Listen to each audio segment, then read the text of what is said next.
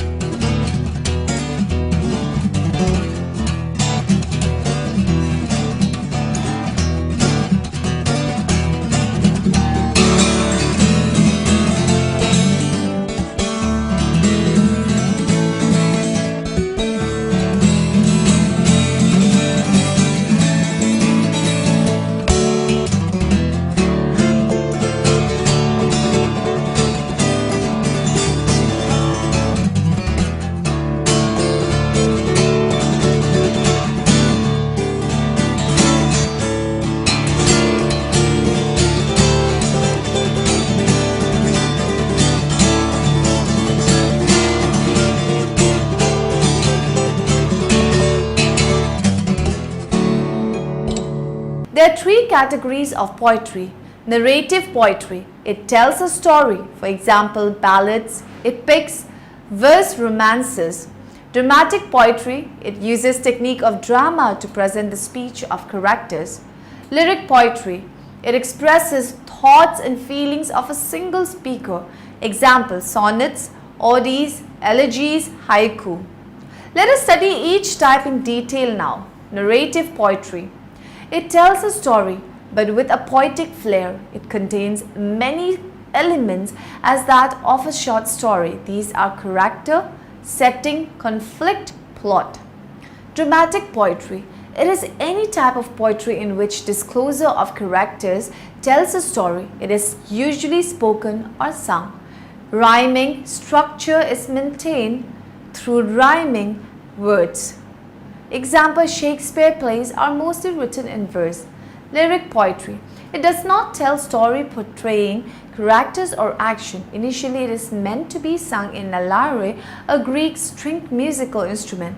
But over time, it is largely meant for reading now. For example, The Eagle by Alfred Lord Tennyson.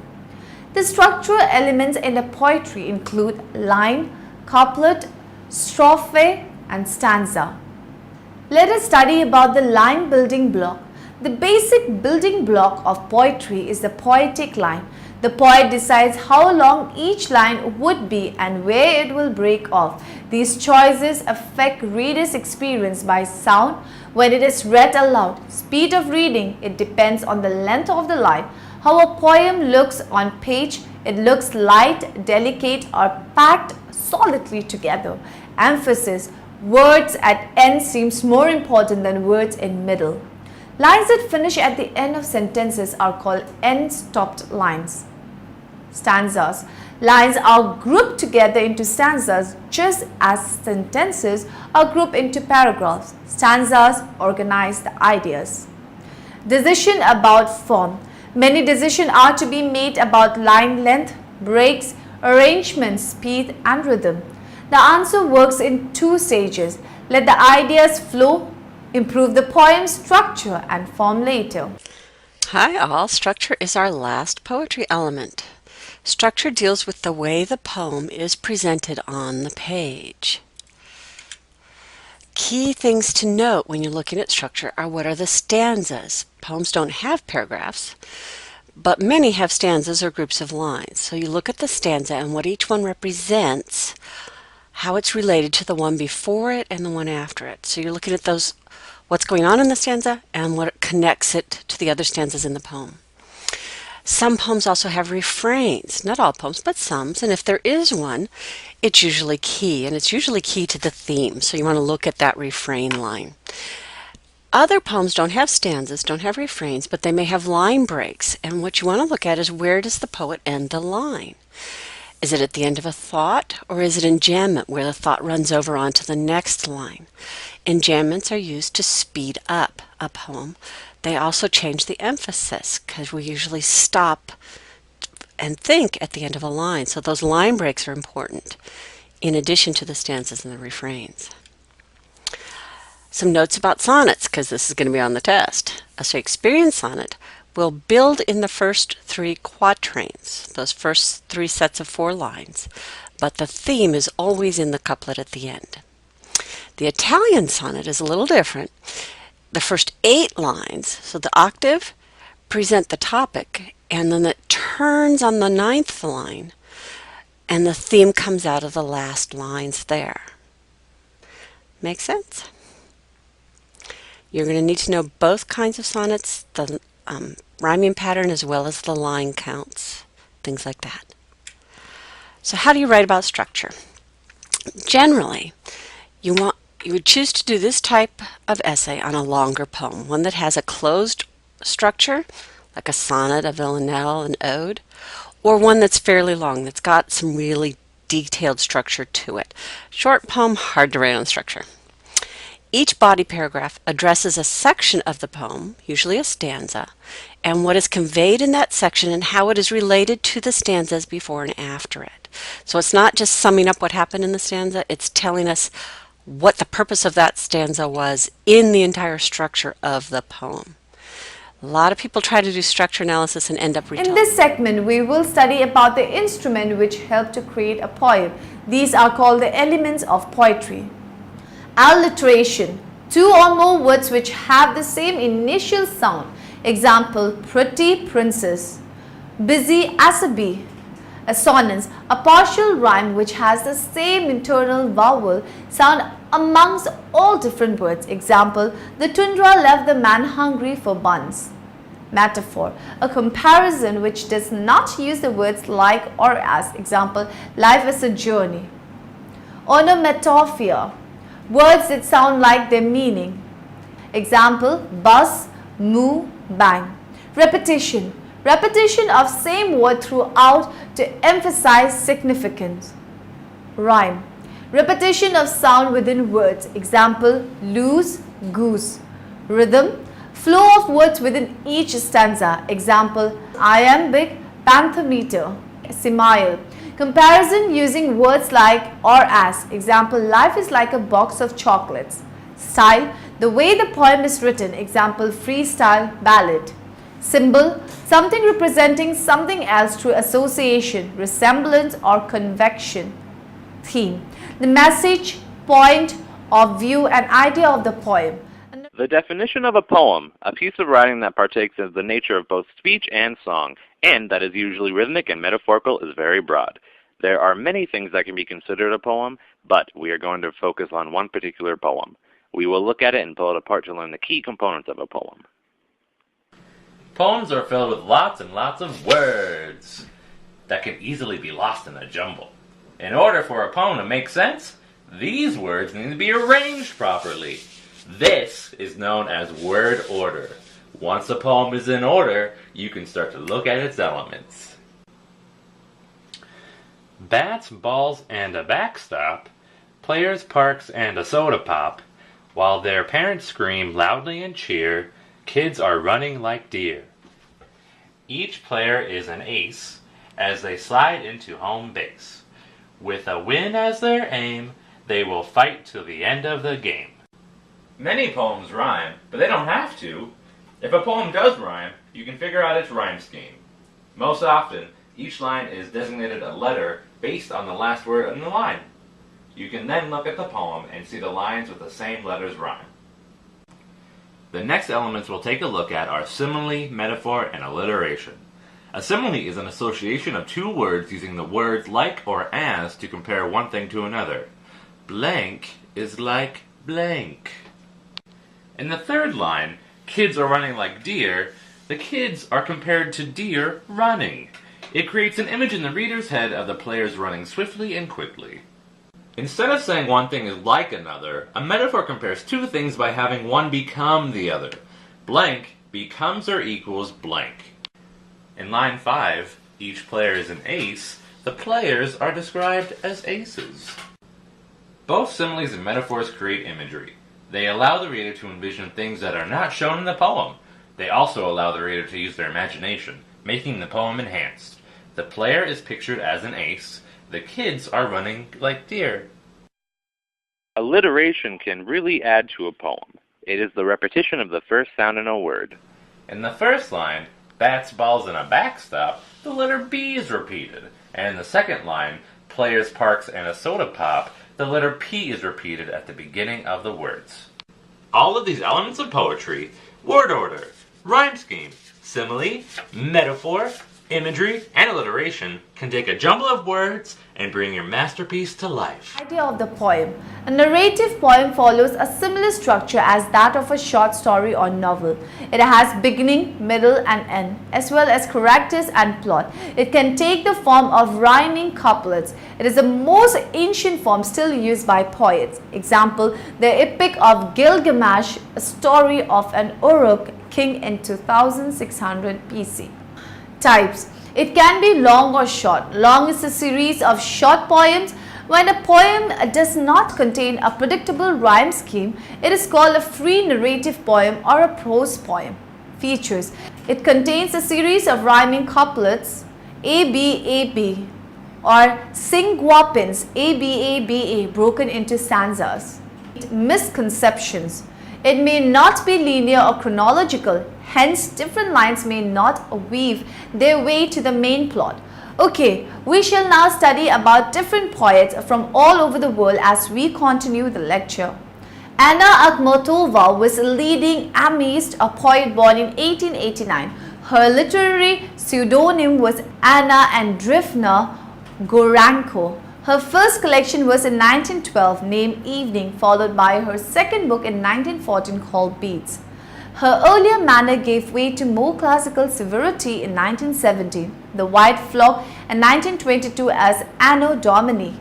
She went silent due to the force of Soviet officials. She later won the Italy Award, a Taormina Prize in 1964. She was awarded honorary degree by Oxford University in 1965.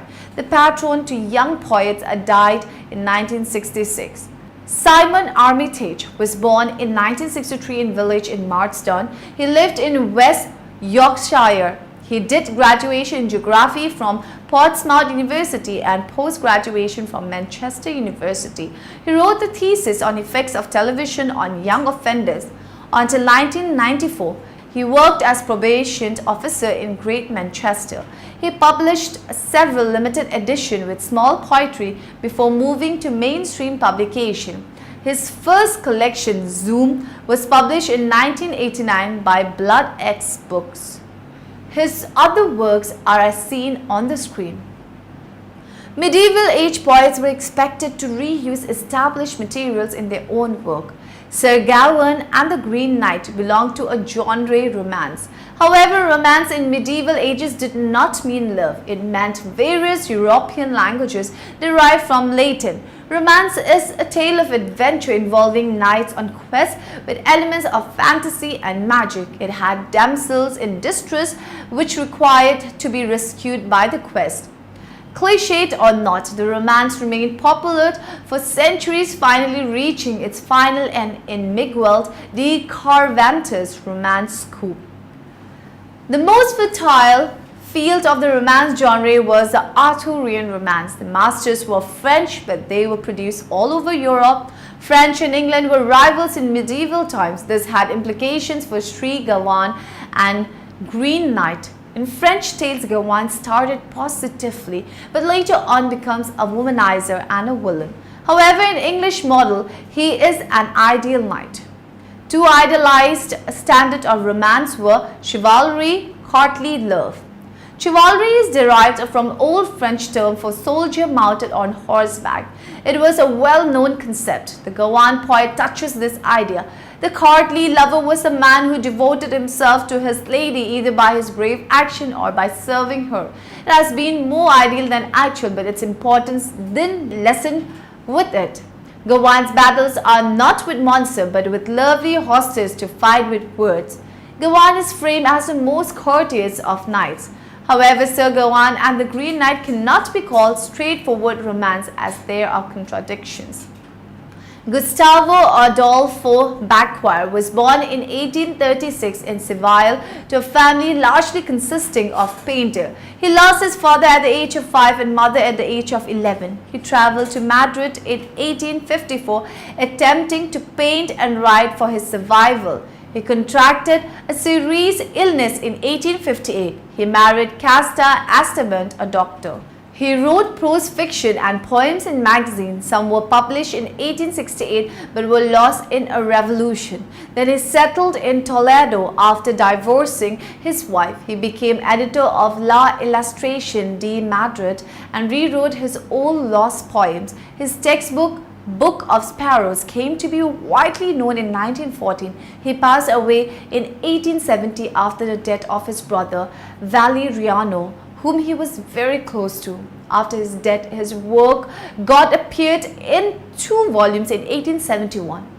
Rabindranath Tagore was Asia's first Nobel Prize winner in literature. Surprisingly, he had written the national anthems of Bangladesh, India and Sri Lanka. The Indian national anthem was adopted on 24 January 1950 but sung on 27 December 1911 at Calcutta section of Indian National Congress. Vande Mataram was first published in Bankim Chandra's novel Anand Math in 1882, put to music by Rabindranath Tagore. He was the principal of India's first national university in Calcutta. He abandoned the post in 1906 and became the poet of patriotism, prophet of nationalism and lover of humanity according to C.R. Das. Since he was a promoter of independence, he was imprisoned from 1908 to 1909. Alfonsina Storni was born in April 1892 in Capriasca, Switzerland to Italian Swiss parents. Her father had business in Argentina but became alcoholic and the family shifted to Switzerland. In 1901, they shifted back to Argentina where her father died in 1906. Storni began to write to support her family when she was 11 and earned diploma in teaching in 1910. Her first book was published in 1916. Her collection are as mentioned on the screen. In 1921, she became the chairman of Infantile Municipal Labardin. In 1923, she became professor at Escola Normal de Lançois Vivas.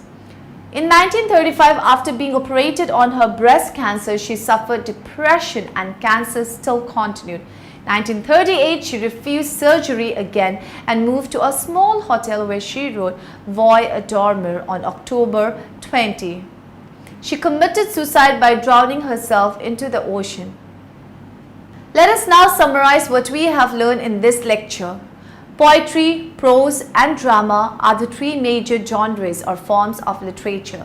The stanza in poetry is equivalent or equal to the paragraph in prose. Some of the more common stanzas are couplet, triplet, quadruplet and cinquan. The types of poetry are narrative poetry, dramatic poetry and lyric poetry. The elements of poem are alliteration, assonance, metaphor, repetition, rhyme, rhythm, smile, style, symbol and theme. Some of the famous poets of the 19th century were poet Anna Akhmatova, poet Simon Armitage, poet Gustavo Adolfo Bécquer, poet Rabindranath Tagore, poet Alphonsine Storni.